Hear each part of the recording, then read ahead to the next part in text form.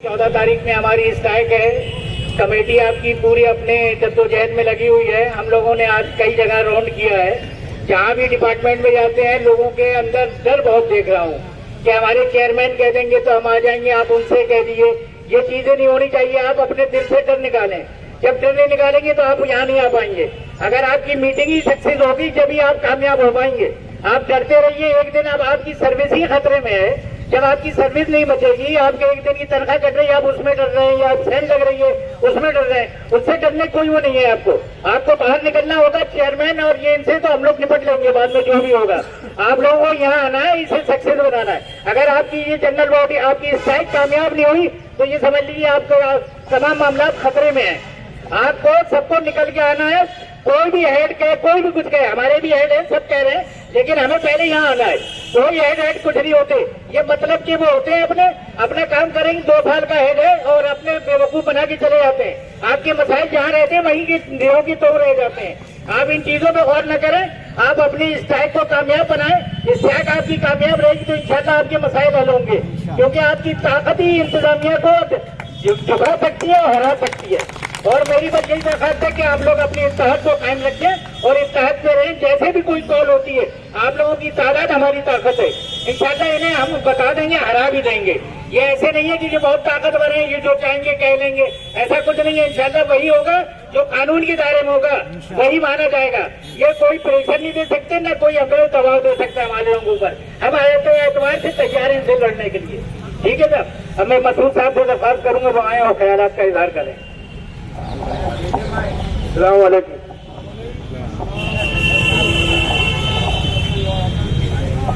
निकलो घर मकानों से, जंग लड़ो बेईमानों से। निकलो घर मकानों से, जंग लड़ो बेईमानों से।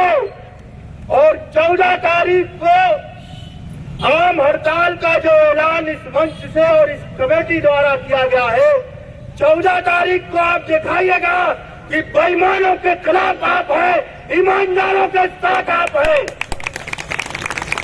मेरे दोस्तों, अपने हक के लिए लड़ना, अपने जायज हक के लिए लड़ना, और जब तक लड़ना जब तक आपके जिस्म में अल्लाह रब्बुल इज्जत ने जान बख्शी है, ये आपका सही तरीका है। समाज में रहने वाले लोग, आपकी आने वाली नस्लें, जब उनसे सवाल किया जाएगा कि तुम्हारे बड़े, जब तुम्हारे साथ उनकी अक्तलबी हो रही थी, तुम्हारे बड़े किधर खड़े थे, तो आप अपने बच्चों को, आपके बच्चे अपने बच्चों को ये कहानी सुना सकते हैं, ये बता सकते हैं। जैसे हम बताते हैं कि जब आजादी की लड़ाई हुई थी तो हमने अपने सीढ़ियों में गोली खाई थी, वैसे ही आने वाली आपकी नस्लें अपने बच्चों को बता सके कि हम उसकी बागबानी कर रहे थे जो ईमानदारी के साथ थे। जुल्म की इंतहा कर देने वाले जनाब शेखुल जामिया साहब, आपने इंतहा कर दी। झूठ पर झूठ, बात पर बात सुनाई हम लोगों को आपसे। 10 दिन के अंदर ये कर दूंगा, 12 दिन के अंदर वो कर दूंगा। हमने फिर भी आपकी बात को बड़ा रखा, जो कि आप यूनिवर्सिटी के शेख वाइस चांसलर हैं। आप हमारे लिए बाप की हैसियत रखते हैं। हमने आपका कहा माना, हम जिद पर नहीं अड़े रहे, लेकिन आपको जो अल्टीमेटम दिया गया था उस टाइम तक आपकी कलम ईमानदारी के साथ नहीं चल सकी। आपकी काली स्याही सफेद पेपर पे हमारे हक में फैसला नहीं कर सकी। तो अब हम लोग हक की लड़ाई के लिए सर पे कफन बांध के मैदान में आ चुके हैं जनाब। तमाम लोग, मेरे भाइयों, मेरी बहनों, याद रखिएगा आने वाली 14 तारीख को आपके खून का भी फैसला है।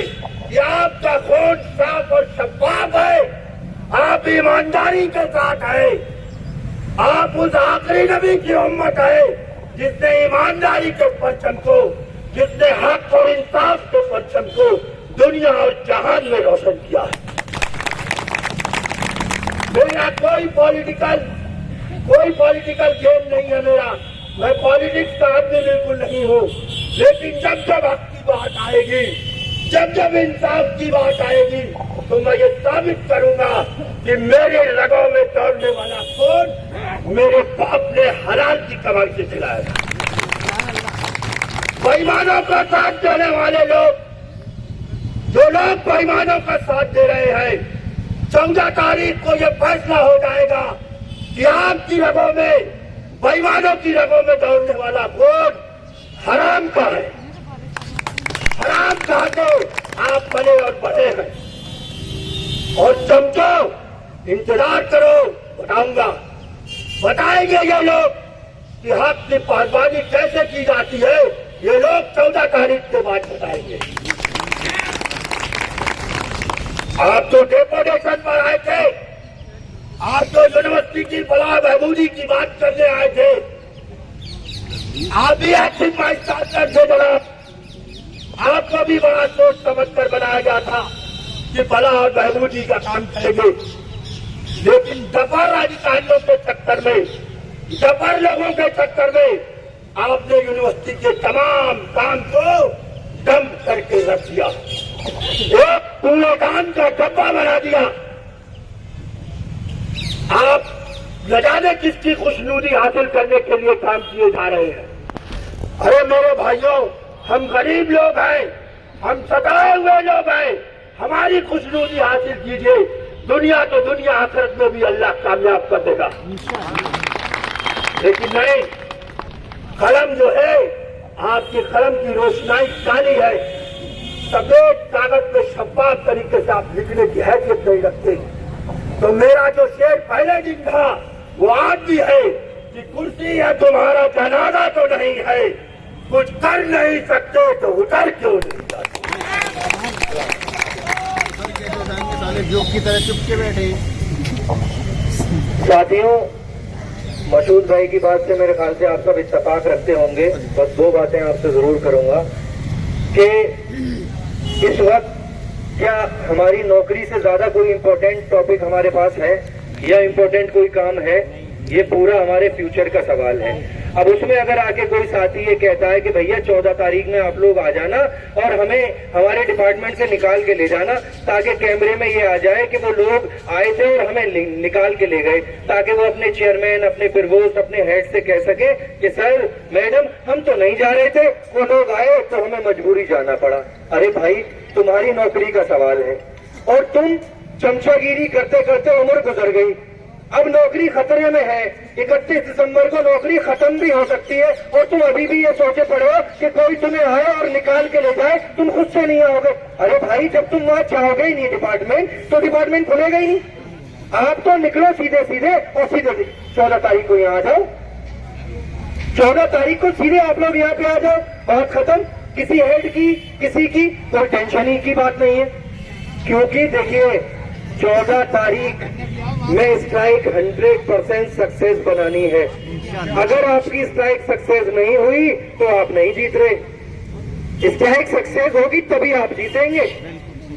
स्ट्राइक सक्सेस होगी तभी आप लोग जीतेंगे। इसलिए अभी से जहन बना लीजिए, क्योंकि ये जुल्म पर जुल्म किए जा रहे हैं। ये 3 सिस्टर्स बैठी हैं नर्सिंग में, स्कूल में, ये लोग ट्यूटर हैं और इनका एक्सटेंशन ऐसा है जैसे हम लोगों का आता है वैसे इनका आता है।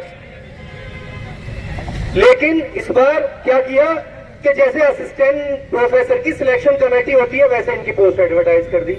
जुल्म की कोई इंतहा है, इस पर गांधी भाई बताएंगे डिटेल में पूरी बात। और मैं इसे गुजारिश करूंगा कि बात रखें। अस्सलाम वालेकुम वरहमतुल्लाहि वबरकातुहू।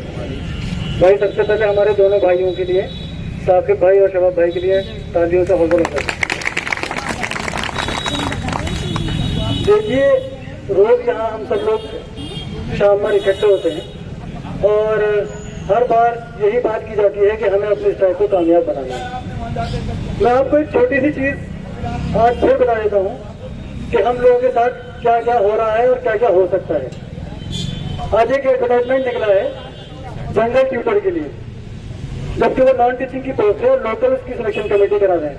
मैं एक तरफ आपसे ये पूछना चाहता हूँ, एक तरफ तो आप ये कहते हैं कि टेम्परेरी एम्प्लॉय का कोई वर्ड ही नहीं है GFR में, जनरल फाइनेंशियल रूल्स की ये बहुत बात करते हैं। एक तरफ तो आप ये कहते हैं कि टेम्परेरी कोई वर्ड ही नहीं है, एम्प्लॉय नहीं है। दूसरी तरफ ये उन पोस्टों का एडवर्टाइज कर रहे हैं और उसमें कहीं तक भी ये नहीं लिखा है कि ये कितने दिन के लिए अपॉइंट करेंगे, 1 दिन के लिए, 1 महीने के लिए, 1 साल के लिए, ये कुछ नहीं लिखा हुआ है।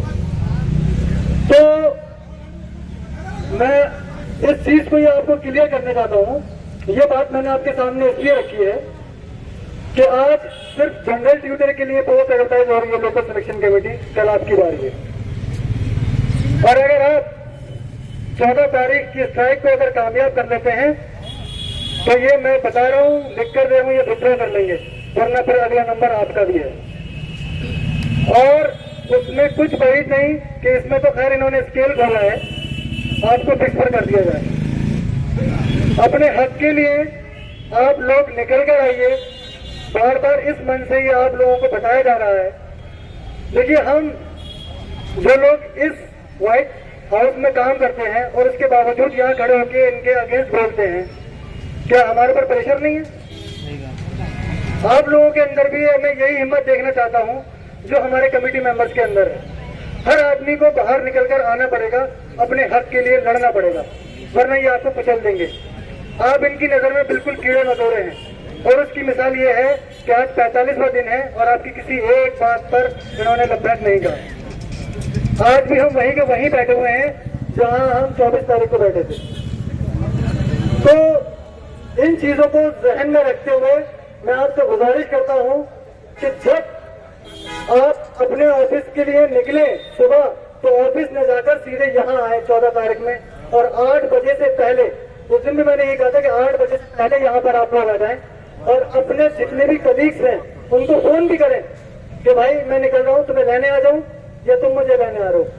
अपनी सहूलियत के हिसाब से सीधे यहाँ पर आए, डिपार्टमेंट जाने की जरूरत ही नहीं है। आप देखिए, डिपार्टमेंट जाएंगे आपको प्रेशराइज किया जाएगा कि भाई कम से कम ऑफिस पहुंच के चले जाओ, और जब आप एक बार ऑफिस पहुंच जाएंगे तो वहां से आना बड़ा मुश्किल हो जाएगा। इसलिए बार बार आपसे गुजारिश है कि प्लीज आप 14 तारीख में 8 बजे यहाँ अपनी मौजूदगी दिखाएं और डिपार्टमेंट के बारे में बिल्कुल न सोचें। देखिए, एक दिन की मैं कहता हूँ, अगर चलिए तनख्वाह काट भी देते हैं तो आपको अफसोस करने की बिल्कुल जरूरत नहीं है। अरे आप अपने हक ही नहीं, अपनी एक दिन की तनख्वाह नहीं दे सकते। जिंदगी भर आप फिक्स पर आने काम करना पसंद करेंगे या सिर्फ एक दिन की सैलरी? ठीक है भाई, ये समझ लीजिए कि ये हमारी यूनिवर्सिटी के हक में काम आ जाएगी, एक दिन की सैलरी, क्या दिक्कत है? तो सबको 14 तारीख में 8 बजे से पहले यहाँ आना होगा, अपने लिए यहाँ बिल्कुल मुत्तहिद आना है, वरना आपका मुस्तकबिल समझ लिए बहुत मामला गड़बड़। मैं बार बार यहाँ से बहुत सारी बातें ऐसे होती हैं कि जो बिल्कुल मैं स्ट्रेट फॉरवर्ड नहीं कह सकता हूँ, सिर्फ यही कहना पड़ना होता है हमें कि देखिए, आप लोग बहुत ही बड़ी मुसीबत में हैं। अगर आप हमारी बातों को बहुत हल्के में लेंगे तो आपके लिए बहुत नुकसानदायक होगा। 14 तारीख में आप लोग आइए और इस स्ट्राइक को कामयाब बनाइए। बाकी मैं अमजद भाई से कहूँगा कि वो अपनी बातों से, जैसे कि आप सभी आज सुबह से कई कॉलें आ चुकी हैं और एक दो साथी भी मिले थे कि हमें ड्यूटी लगानी है तो हम गेट छोड़े या नहीं छोड़े। सुन लीजिए, ये 14 तारीख अब नहीं तो कभी नहीं। नॉन टीचिंग को अगर जिंदा होना है तो 14 तारीख को सक्सेस बनाना होगा, नहीं तो ये रजिस्ट्रार साहब, वाइस चांसलर साहब हो या एफओ साहब हो, वो शीशा पिघला करके बैठे हुए हैं, आपकी बातों को कोई नहीं सुनवाई करना चाह रहे हो। तो इसीलिए मेरे भाइयों, अगर जिंदा दिखना है अपने आप को तो 14 तारीख को यहाँ से लेकर के बाबा सैयद तक और इस गेट से लेकर के उस सर्किल तक अपनी ताकत दिखानी है। और जब तक हम यह ताकत नहीं दिखाएंगे तब तक हमारा कोई काम नहीं होगा। और सभी साथियों से कहता हूँ, आओ हमारे साथ चलो, आओ हमारे साथ चलो, हमको सबको मिलकर मिनी इंडिया बचाना है। क्या बचाना है? Mini India. Mini India. क्या बचाना है? Mini India. क्या बचाना है? Mini India. इनकलाब जिंदाबाद, इनकलाब जिंदाबाद। भारत 24 हो बर्बाद, हो बर्बाद। भारत 24, भारत 24।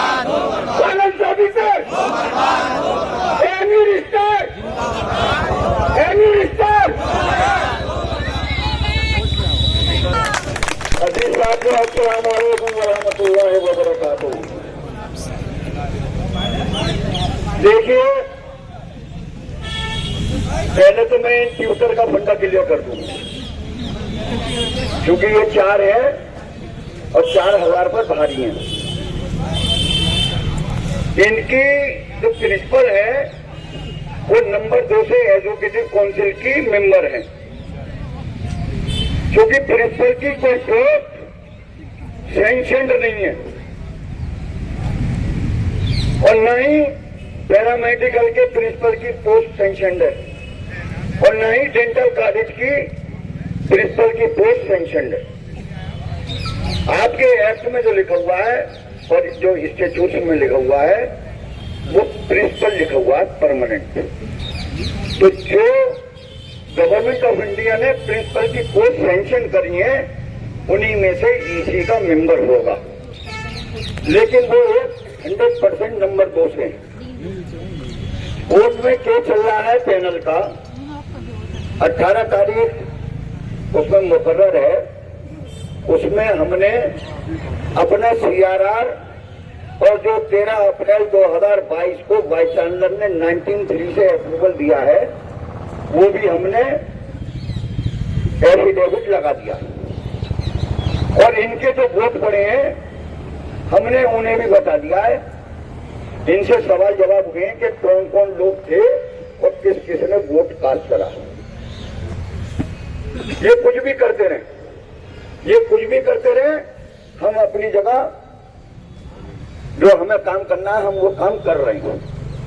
देखिए, जहां तक ट्यूटर और जनरल ट्यूटर की बात है वो आपके CRR में है। जब हम रजिस्ट्रार महोदय से और वाइस चांसलर महोदय से बात करते हैं कि कंपनसेट ग्राउंड पे हमारे 2012 में जिसके वालिद का इंतकाल हुआ उसको आप रेगुलर अपॉइंटमेंट दीजिए, तो वो ये कहते हैं कि CRR नहीं है। जब CRR अप्रूव हो जाएगी तो हम कंपनसेट ग्राउंड के अपॉइंटमेंट खोलेंगे। तो जब CRR में जनरल ट्यूटर है तो वो कौन सी वजूहात हैं कि इनकी LSC हो रही है। देखिए, LSC होती है AGP की, जैसे असिस्टेंट लाइब्रेरियन उसको मिलता है एकेडमिक ग्रेड पे और नॉन टीचिंग को मिलता है ग्रेड पे, अगर 6 पे कमीशन को पढ़ेंगे आप। तो बात यह है कि अगर ये जो एडवर्टीजमेंट निकाला है इससे पहले हमने बीना महेश्वरी डीन फैकल्टी और मेडिसिन से जाके मिले थे।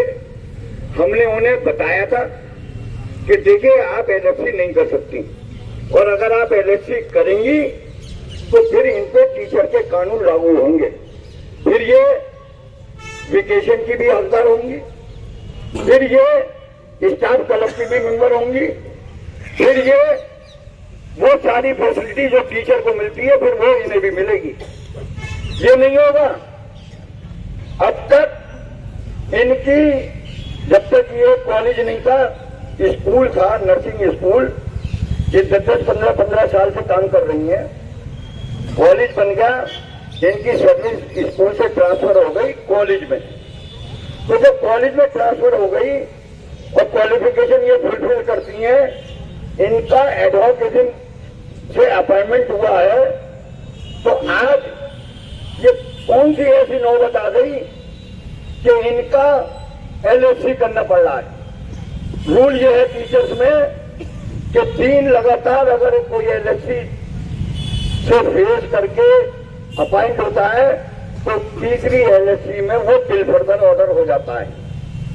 और जब जनरल सिलेक्शन कमेटी होती है, अगर वो परमानेंट हो जाता है, जनरल सिलेक्शन कमेटी में सेलेक्ट हो जाता है, तो उसकी प्रीवियस सर्विस काउंट हो जाती है।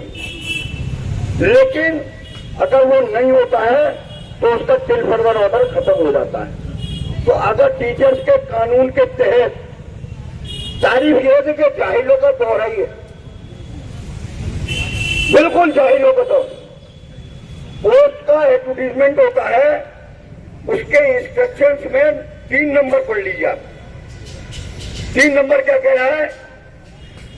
पोस्ट एक है, एडवर्टीजमेंट एक है, और कह रहे हैं कि एक पोस्ट पे एक ही आदमी अप्लाई करेगा।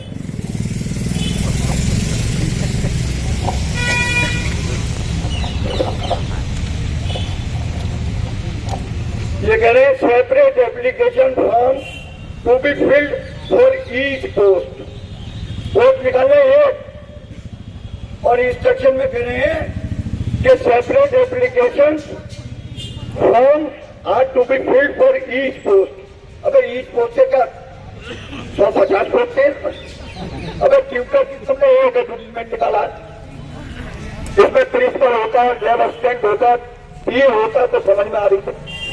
तो ये बिल्कुल लकीर के फंसी हैं, बिल्कुल।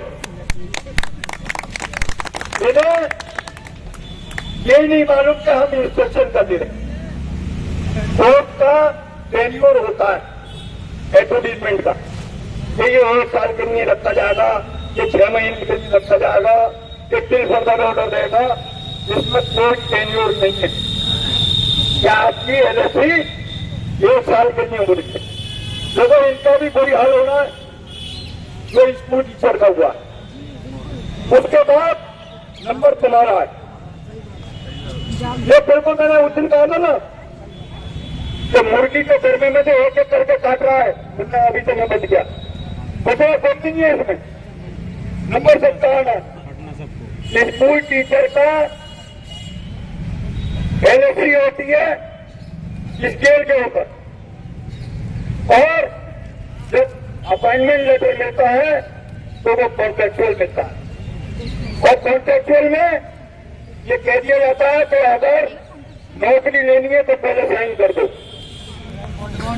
ब्लैंक बॉन्ड पे, और अगर नहीं भरना तो अपने घर जाओ। यही पोजीशन इनकी भी होनी है और यही पोजीशन आपकी होनी है। तो हम बार बार कह रहे हैं, आज 45 दिन हो गए भरने को, अब भी आप लोग होश में नहीं आ रहे। बता रहा हूं मैं, हम परमानेंट हैं उनको, और बार बार कह रहे हैं हमारा कुछ नहीं होगा, हम तो 1 मिनट में बढ़िया दूसरा मामले में चल देंगे। नुकसान तुम्हारा होना सर, ये लड़ाई तुम्हारी है, न हम रहे। हम ना अपना डिपार्टमेंट देख रहे, ना अपना घर देख रहे, हम तुम्हारे चेहरे को देख रहे हैं। लेकिन बार बार मैं कह रहा हूं कि जिस दिन जन्नत बाकी होती है उस दिन तो आप यहाँ से बात तक, और उसके बाद उसने का धरने लगाने वाले जिम्मेदार और धरने को बैठने वाले जिम्मेदार। ये शर्म की बात है।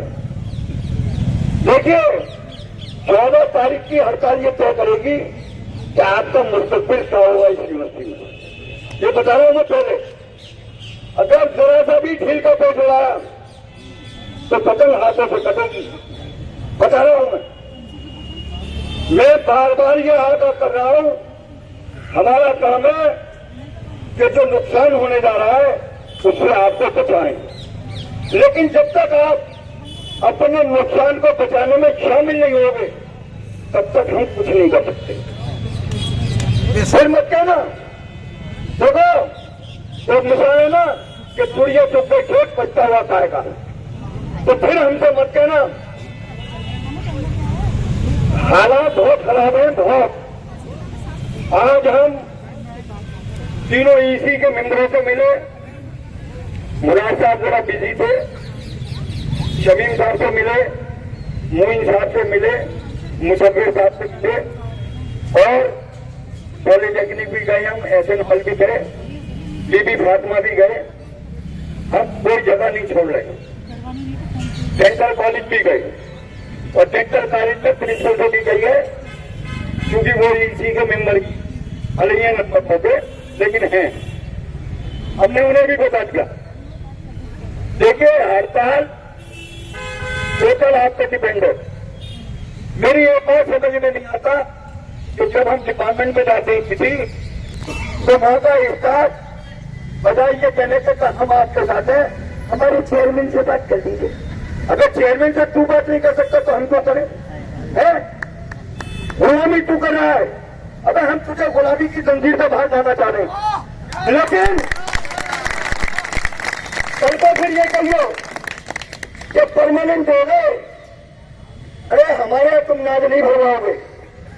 अगर परमानेंट हो जाओगे तनख्वाह बढ़ेगी तो एक भी नहीं पूछेगा। हमने 125 का मुकदमा लड़ा, अपना घर फूक के तमाशा देखा, आज तक कोई उनमें से एक ये नहीं पूछता कि गांधी जी तुम्हारे क्या हाल है। सुन लो, हमने सब घाट घाट का पानी पिया है और हमें मालूम है, लेकिन नुकसान तुम्हारा होना है। बार बार कह रहा हूं, अगर ये तीनों जो गांधी जी के बंदर हैं, अगर ये तीनों बैठे रह गए तो बिल्कुल वही पोजीशन हो जाएगी कि तो जंगल में बंदर गृह मंत्री बना था कि इधर से उधर पूछता रहा, उसने कहा मेरी बताओ क्या कमी है, तेरा बच्चा न मिल रहा तो मैं क्या करूं, मेरी भाषा में कोई कमी हो तो बताओ। ये भी यही कर रहे हैं। ये प्रमोदों को बुला के, आज चौथी मीटिंग है प्रमोदों की। प्रिंसिपल नाम छोड़ता हूं इसलिए कि मेरी पहले बात होती है। उन्होंने एक स्कूल के प्रिंसिपल ने जो बोर्डिंग हाउस चलाते हैं, उन्होंने डायरेक्टर ऑफ स्कूल से कहा कि साहब मेरे यहाँ छोटे छोटे बच्चे हैं, उनके खाने की व्यवस्था क्या होगी। डायरेक्टर ने कहा 14 तारीख की हड़ताल है, खाना नहीं पकेगा, किसी भी कैटर से बात कर लो। 2 दिन 4 दिन जब तक हड़ताल चले कैटर खाना लेके आएगा। हमसे मत पूछो, हड़ताल तो होनी है तो क्यों हो। अब आप ये चाहो कि डायरेक्टर लिख के दे दे, कि प्रमोद लिख के दे दे, कि चेयरमैन लिख के दे दे। अबे बात सुनो, इतने बावले नहीं है अभी ये 3 ही बावले बैठे हैं यहाँ पे। ये मास्टर है बड़े समझदार, वो कह रहे भाई ये बात सुन लो, हड़ताल है। अबे वो इशारा कर रहा है, तुम फिर भी नहीं समझ रहे, फिर भी कह रहे हैं हमारे प्रमोद से कह दो, हमारे चेयरमैन से दो। अबे क्यों कह दो, हम तुमसे कह रहे हैं। अगर 9 तारीख को कोई नुकसान हुआ है, अगर जंग में जब लड़ाई होती है तो नफा नुकसान नहीं देखा जाता। बोलो, और जब बड़ा टारगेट तुम्हारे सामने हो तो ये छोटे छोटे टारगेटों को भूल जाओ। जब तुम्हारी नौकरी नहीं बचेगी तो तुम अनाउंस कि तुम्हारे पीसीए, कि तुम्हारी रेगुलराइजेशन, ये काय पे लड़ोगे, किस बात पे लड़ोगे। देखो हम जद्दोजहद कर रहे हैं, जहां तक बचा सकते हैं वहां तक बचाएंगे। सुन लो, लेकिन साथ तुम्हारा होना जरूरी है। अगर साथ नहीं होगा तो फिर नुकसान तुम्हें भुगतना है। मैं बता रहा हूं बार बार, हम हो, रेहान साहब हो या कोई और भी हो, और यहाँ के लोग जकी साहब, इनके तो 14 महीने रह गए रिटायरमेंट के। कहीं मुझे डर लग रहा है कि कहीं कंपल्सरी रिटायरमेंट ना दे दे, लेकिन हमने भी कह दिया है कि हमने तारिक मंसूर से लिखवा दिया है कि कंपल्सरी रिटायरमेंट में 100% पेंशन मिलेगी। समझो, तो जकी भाई भी घबराने दो। अब जकी भाई का टेम्पो इतना हाई है कि मैं आपको बता नहीं सकता। क्या 14 साल का लड़का कोई दौड़ेगा तो एक्टिवा लेकर आज दौड़ेंगे। सुन लो, और मैं खुदा कह रहा हूं, मैं बुजू कह रहा हूं कि जितना जोश जकी भाई ने, मैं तो फिर भी लिहाज कर जाता हूं। वो कहते हैं 2-2 सुन लीजिए साहब, बहुत हो गई, करिए आप रजिस्ट्रार से बात, इच्छाई होगी। ये आपकी ताकत है, ये आपकी ताकत है कि जिस आदमी के 14 महीने रह गए हो, जो 2 साल पहले से ही बैठ के डाल देता है और शुरू कर देता है मेरे 2 साल रह गए, मेरे 2 साल, वो आदमी 14 महीने के बाद भी आपकी जद्दोजहद कर रहा है, आपकी लड़ाई लड़ रहा है। इस धुएं को देखो, तुम्हें तो 20 साल और 25 साल नौकरी करनी है, तुम्हें तो अपना भविष्य देखना है। ये तो बूढ़ा होकर रिटायर होकर घर चला जाएगा, पीछे से मैं भी चला आऊंगा।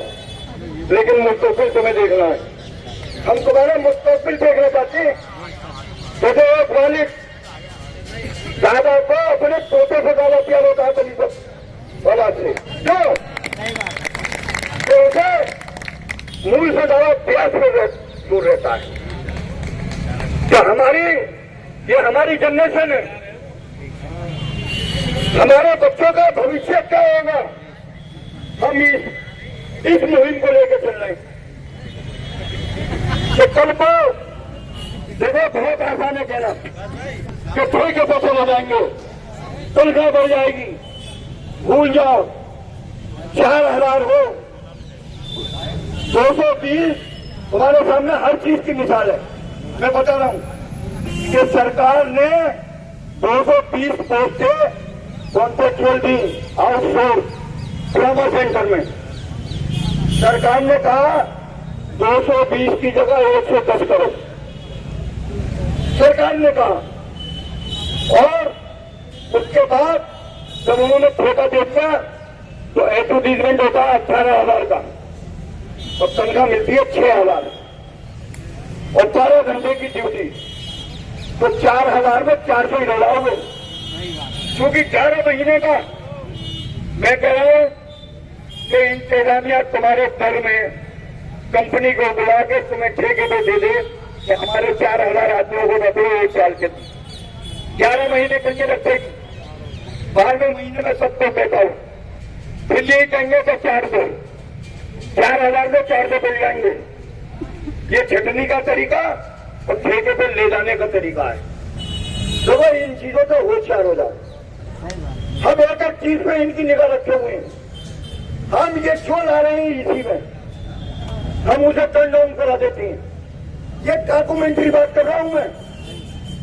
302 का एक यहाँ पे नॉन टीचिंग के लोग खड़े हुए, पूछ लेना कि 302 का एजेंडे में लेके आइए डिलीवर आउटसोर्स। फिर ये 1400 को लेकर आए। हमने इनकी किसी भी मंसूबे को कामयाबी होने। साथियों, अब ये 1295 के भी ये प्लानिंग है, लेकिन इंशाअल्लाह ताला ये उसमें भी नाकाम होंगे, क्योंकि ताकत आप है। जब तक मैं कहता हूं ना, तो जब तक आपकी ऑक्सीजन हमें मिलती रहेगी इंशाअल्लाह ताला नुकसान नहीं होने देंगे। लेकिन साथियों देखो, मैं जितनी शिकायत उनसे उतनी शिकायत तुमसे भी है कि जो तो चूल्हा बैठ जाते हैं तो वो ये सोच लेते हैं कि बारात आए ना आए, अब तो काजी जी का निकाह हो गया, काजी जी ने निकाह कर ही दिया, अब तो ये 5 बजे तक बैठे ही रहेंगे। देखिए, शायद 10 मिनट को आओ, धरने की रौनक जरूर बढ़ाओ। ये नहीं है कि स्ट्राइक होगी उसी दिन हम आएंगे, ये जनरल बॉडी होगी उसी दिन आएंगे। ये सबका फर्ज है कि इस धरने को मजबूती देना है। और जिस दिन धरने में सुबह से शाम तक इतनी भीड़ रहेगी, इनकी चूल्हे गिर जाएंगी, बता रहा हूं। ये बहुत कमजोर प्रशासन है, बहुत कमजोर। आप बहुत मजबूत हो। पूरी यूनिवर्सिटी में आज की डेट में कोई एक ऐसा फर्ज नहीं मिलेगा जो ये कह दे कि आप नाजायज कर रहे हो, आपके मुतालबात नाजायज है। हम मैथमेटिक्स में गए, आज तो प्रोफेसर खड़े थे, ध्यान साहब के जानने वाले थे, वो ध्यान साहब डिमांड है आपकी जेनून है। तो मैंने कहा साहब जेनून तो है, लेकिन ये जानते भी नहीं हो, मानते भी। अब क्या करें ये बता दो। ये ईसी की नहीं मानने को तैयार, ये एफसी की नहीं मानने को तैयार, ये बीसी की मानने को तैयार नहीं। और सोने पे तो आ गया ये कि जो मिनट्स इन्होंने साइन करके दिए, जो उसको भी मानने को तैयार नहीं। अब हम इनको कैसे यकीन करें? हम तो बगैर ऑर्डर का भी यकीन नहीं करेंगे। बिल्कुल बहुत धोखे खा लिए। हड़ताल 14 तारीख को होगी, मंच सामने बनेगा, लेडीज सामने रहेंगी, बाकी लोग इस रोड पर रहेंगे और इस रोड पर रहेंगे। दूसरी बात, कोई भी आदमी अपने डिपार्टमेंट नहीं जाएगा, कोई भी सब लोग नहीं जाएंगे। ब्रोकर ऑफिस का जो भी शिफ्ट ड्यूटी का स्टाफ है वो सब यहीं रहेगा। इंशाअल्लाह ताला हमें अल्लाह की जात पे यकीन है कि इंशाअल्लाह कामयाबी हमारे कदम छूएगी, हड़ताल कामयाब होगी, करने की बिल्कुल जरूरत नहीं है। देखो अब तुम्हारे पास कुछ होने को है नहीं, बता रहा हूं, एक दिन की तनख्वाह सुन लो आज 11,000 मिल रही है। इंशाअल्लाह ताला जिस दिन 18,000 मिलेगी तो देना एक दिन की हमने सबका दे दिया। जिसको 12,000 मिल रही है उसको 20,000 मिलेगी, सोच लेना कि हमने एक दिन की दे दी। लेकिन ये मत धुक करो कि भैया चेयरमैन भैया कुछ नहीं, आपको डरने की बिल्कुल जरूरत नहीं है। मैं बार बार कहता हूं कि जब आंदोलन होता है और आंदोलन में जब मीटिंग होती है तो पहली शर्त यही होती है कि अगर किसी के खिलाफ कोई डिसिप्लिनरी एक्शन हुआ है या फ्यूचर में कोई आप इनिशिएटिव लेंगे वो आप विड्रॉ करिए, उसके बाद होती है बात। तो इसलिए घबराने की जरूरत नहीं है। अब तो टाइम बढ़ रही है क्योंकि 14 तारीख की जो हड़ताल होनी है वो 24 घंटे की होगी और इंशाअल्लाह ताला बाकी बातें बहन साहब बताएंगे। अस्सलाम वालेकुम, शुक्रिया सर साहब। पीछे हट जाओगी, पहले पीछे बैठ। अस्सलाम वालेकुम भाई, मुस्तकिल बहुत से लोग बहुत टेंशन में हैं। उसी टेंशन की वजह से आप एक और साथी का आज ब्लड प्रेशर हाई हो गया जिसकी वजह से वो उसे पैरालाइज हो गया। वो मैं डिस्टर्जीज में है, शुएब सईद साहब एलडीसी हैं, उन्हें पैरालाइज हो गया है। आप लोग उनके हक में दुआ करें, अल्लाह जल्द से जल्द उन्हें सेहत करे। आज आपके बीच में शबाब अकबर साहब और साकिब साहब बैठे हुए थे, इनका कमेटी की तरफ से और आप सभी लोगों की तरफ से बहुत बहुत शुक्रिया। और कल जो आपके बीच में होंगे वो सरफराज अली हैं और सरफराज खान और शाकिर अली, ये दोनों लोग गार्डन से हैं, इसमें एक अम्बेडकर हाल में काम करते हैं। ये लोग आपके बीच में कल होंगे और आप कल भी इसी तरह से लोग आते जाते रहिएगा। बहुत बहुत शुक्रिया सभी लोगों का।